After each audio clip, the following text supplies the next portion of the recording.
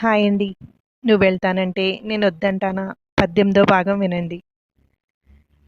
తినకపోతే ఇక వదలదు అనుకుని లేచి వెళ్ళింది మధు. చేతులు కడుక్కొనొచ్చి అన్నీ వడ్డించుకొని తింటోంది. ఫోన్ చేస్తానని చెప్పిన స్వప్న సోఫాలోనే కూర్చొని మధుని పరిశీలనగా చూస్తోంది.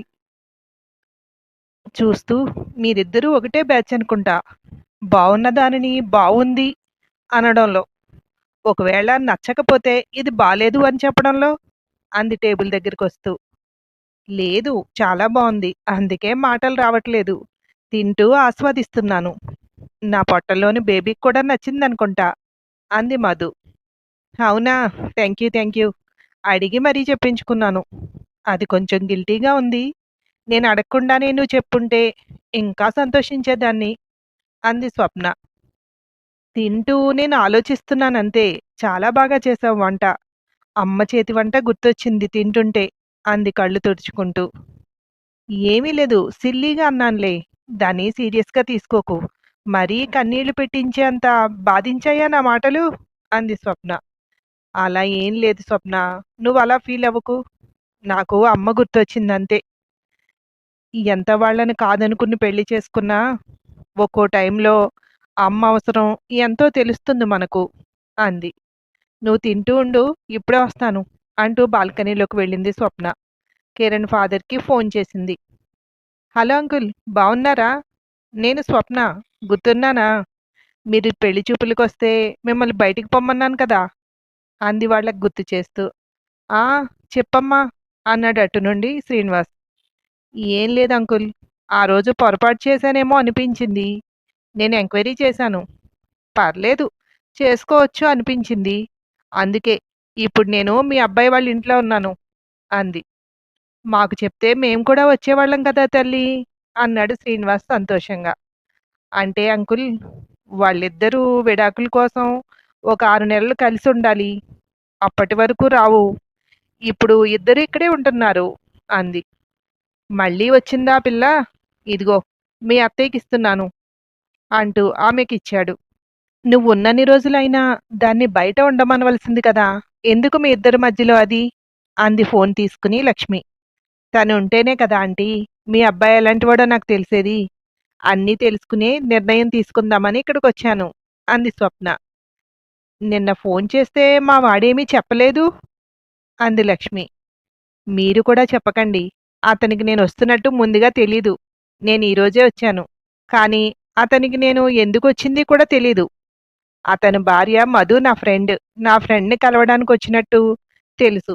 వాళ్ళిద్దరికీ కూడా ఆ విషయం ఇంకా తెలీదు అంది. ఇదేంటమ్మా! ఇలా ట్విస్టుల మీద ట్విస్టులు చెప్తున్నావు? ఇప్పుడు మేమేం చెయ్యాలి? అంది అటు నుండి. మీరేమీ చెయ్యొద్దు.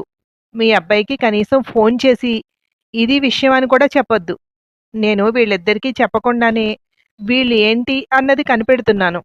మీ అబ్బాయిని అర్థం చేసుకోవడానికి ప్రయత్నిస్తున్నాను అంది. మా పిల్లాడు బంగారం. నువ్వే తెలుసుకుంటావు అంది లక్ష్మి. అవునండి. అదే తెలుసుకుంటున్నాను. కుదిరితే మీరు రండి అంది స్వప్న. అలాగేనమ్మా ఉంటాను. వాళ్ళెవరికీ చెప్పకు నేనొస్తున్నట్టు. నువ్వు చెప్పావనుకో వాడిప్పుడే ఫోన్ చేసి రావద్దు అంటాడు అంది లక్ష్మి. అలాగే ఆంటీ నేనెవ్వరికీ చెప్పను. నాకు ఫోన్ చేయండి మీరు బయలుదేరాక అంది స్వప్న. స్వప్న లోపలికొస్తుంటే కిరణ్ ఎదురొచ్చాడు. ఎక్కడికి వెళ్తున్నారు? కాలు కుంటుకుంటూ అంది. కొంచెం పనుంది. కారులోనే వెళ్తాను అన్నాడు. ఉండండి. మీరెక్కడికి వెళ్ళాలో చెప్పండి. నేను కూడా వస్తా మీతో పాటు అంది. పర్లేదు నేను వెళ్తాను అన్నాడు కిరణ్. నేను మిమ్మల్ని ఏమీ కొరుక్కుని తినేయనులేండి. డ్రైవర్‌లాగా కారులోనే ఉండిపోతాను. మీ పని చూసుకుని రండి అంది. ఏం మాట్లాడాలో తెలియనట్టు చూస్తున్నాడు. మధు కిరణ్‌కేదో పనుందట. నేను తీసుకువెళ్తున్నాను. కాలు నొప్పిగా ఉంది కదా! అంది స్వప్న. వస్తున్న చిరాకును అదింపెడుతూ నవ్వుతూ చూసింది మధు. అదిగో మీ వైఫ్ కూడా గ్రీన్ సిగ్నల్ ఇచ్చేసింది. పదండి అంది. ఇక తప్పదన్నట్టు స్వప్న వెనకే వెళ్తున్నాడు. కారులో కూర్చున్నాక చెప్పండి ఎక్కడికి వెళ్దాం అంది. ఆశ్చర్యంగా చూస్తున్నాడు ఆమె వంక. నాకు తెలుసు మీకు పనేమీ లేదని. మేమిద్దరం ఇంట్లో ఉంటే మీకు కొంచెం కష్టంగా ఉంది. నాకు అర్థమవుతోంది. ఈ సిట్యుయేషన్ నుండి తప్పించుకోవటానికి బయట పని అని, వెళ్ళి అలా తిరిగి వద్దామనుకున్నారు. అంతే కదా! అంది నవ్వుతూ. అవును. ఇది చాలా ఇరిటేటింగ్‌గా అనిపిస్తోంది. ఒక రకంగా చెప్పాలంటే నేను తనకు విడాకులివ్వడం గురించి కూడా మరోసారి ఆలోచించాలి అనుకుంటున్నాను. ఇప్పుడు మీరొచ్చి ఏంటో అంత గజిబిజిగా తయారయింది అన్నాడు.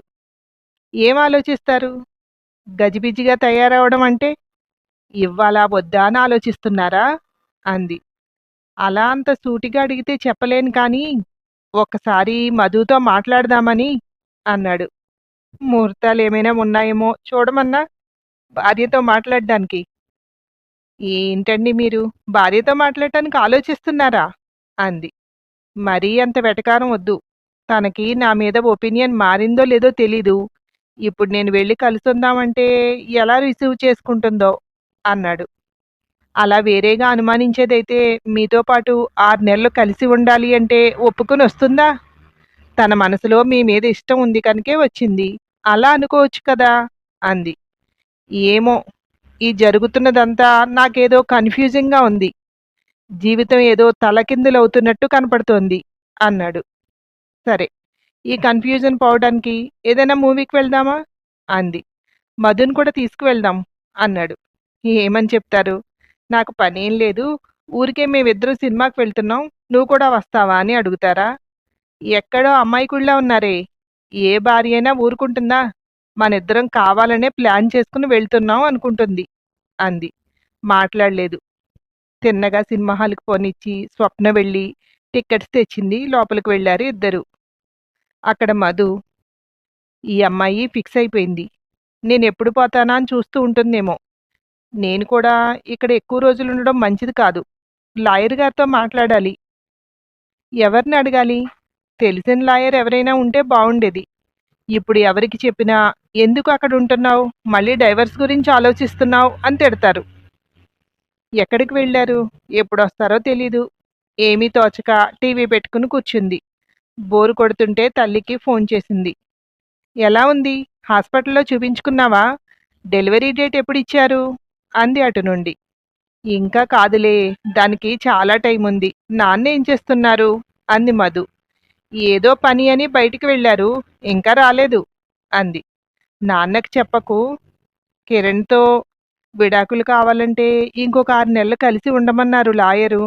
అందుకే నేనిప్పుడు కిరణ్ ఇంట్లోనే ఉంటున్నాను అంది. మళ్ళీ నువ్వు అతనితో పాటు ఉంటున్నావు అంటే నాన్న నన్ను పంపిస్తారా? అస్సలు పంపించరు అంది. డెలివరీ టైంకి నేను బయట ఇల్లు తీసుకుంటాను. అక్కడికే వద్దువు గాని అంది మధు. సరేలే మీ నాన్న వస్తున్నట్టున్నారు. ఇప్పుడు ఏంటి అంటే మొత్తం చెప్పాలి. పెట్టేస్తున్నాను అంటూ ఫోన్ పెట్టేసింది. ఇంకేం తోచక పడుకుని నిద్రపోయింది. మూవీ అయ్యి బయటికొస్తూ కొంచెం బోరుగా ఉంది కానీ పర్లేదు టైం పాస్ అయింది. ఏంటి మరి డిన్నర్ బయట చేసి వెళ్దామా? అంది స్వప్న. వద్దు. మధు ఒక్కతే ఉంటుంది కదా! ఇంటికి వెళ్ళిపోదాం.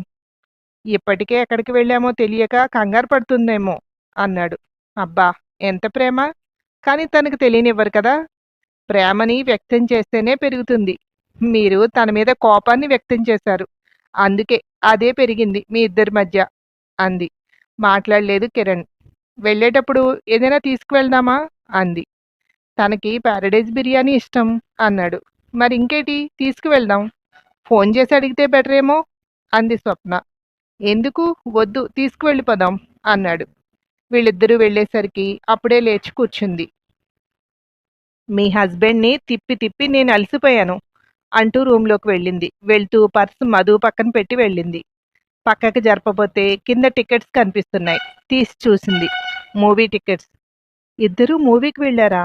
అనుకుని మళ్ళీ అక్కడే పెట్టేసింది. మనసు ఎందుకో అల్లకల్లోలంగా అనిపిస్తోంది. అతనితో జీవితం వద్దు అని బయటికి వెళ్ళినప్పుడు కూడా ఇంత కల్లోలం లేదు. ఏంటిది? ఈ అమ్మాయితో తను క్లోజ్‌గా ఉంటున్నాడు అంటే ఇంత బాధగా ఉంది. కళ్ళు టీవీ వంక చూస్తున్నాయి కానీ మనసు ఎక్కడెక్కడో ఆలోచిస్తోంది. స్వప్న బయటికొస్తూ డిన్నర్‌కి బిర్యానీ తీసుకొచ్చాం. నాకు పారడైజ్ బిర్యానీ అంటే చాలా ఇష్టం. నీకిష్టమేనా? అంది స్వప్న. ఒకప్పుడు నాకు చాలా ఇష్టం. కానీ ఇప్పుడు ఇష్టం లేదు అంది. అదేంటి? ఒకప్పుడు ఇష్టం, ఇప్పుడు ఇష్టం లేకపోవడం? ఓహో! కడుపుతో ఉండడం వల్ల ఇష్టం లేదా? కొందరికి అంతేలే. కడుపుతో ఉన్నప్పుడు కొన్ని కొన్ని ఇష్టపడరు. అంది. అలా అని కాదులే కానీ, కొన్ని ఇష్టాలు అలా ఆటోమేటిక్‌గా మారిపోతూ ఉంటాయి. మళ్ళీ బలవంతంగా ఇష్టం కలిగించుకోవడం ఎందుకు? అంది మధు. మరి నువ్వేం తింటావు? నీకు రైస్ పెట్టనా? అంది స్వప్న. వద్దు, నేను చపాతీ చేసుకుంటాను అని వెళ్ళి పిండి కలుపుకొని 2 చపాతీ చేసుకుంది. కిరణ్‌తో మాట్లాడుతూ వాళ్ళిద్దరూ బిర్యానీ పెట్టుకొని తింటున్నారు. మాటలు వినపడుతున్నాయి. నేను వింటున్నాను అని కిరణ్ మాట్లాడట్లేదు. తనే మాట్లాడుతూ ఉంది. ఎంత తొందరగా కలిసిపోయారు ఇద్దరూ. ఇదంతా ఇద్దరూ కలిసి ఆడుతున్న నాటకం కాదు కదా! ఏమో ఎవరికి తెలుసు? నేను వద్దు అన్నప్పుడు ఎవరితో ఉంటే నాకెందుకు? అనుకుంది. ప్రొద్దుటి కూరలుంటే అవి వేసుకుని, చపాతీ తెచ్చుకుని సోఫాలో కూర్చొని తింటోంది. వాళ్ళు తినడం అయ్యి అన్నీ క్లీన్ చేసి రూమ్‌లోకి వెళ్ళిపోయింది స్వప్న. తను కూడా రూమ్‌లోకొచ్చి పడుకుంది. నాతో ఏదైనా మాట్లాడాలా? అడిగింది స్వప్న. ఏం లేదు. ఎందుకలా అడిగావు? అంది మధు. ఏమో నాకెందుకో అలా అనిపించింది అంది. మాట్లాడకుండా పడుకుంది. తెల్లవారుతుండగా మెలకువొచ్చి చూస్తే పక్కన స్వప్న లేదు. బాత్రూంకి వెళ్ళిందా అని చూస్తే గెడ బయటకు వేసి కనిపిస్తోంది. ఈ టైంలో ఏం చేస్తోంది? ఇంత చీకటిన ఎక్కడికైనా బయటికి వెళ్ళిందా అనుకుంటూ బయటకొచ్చింది. బయట తలుపు కూడా వేసింది వేసినట్టే ఉంది.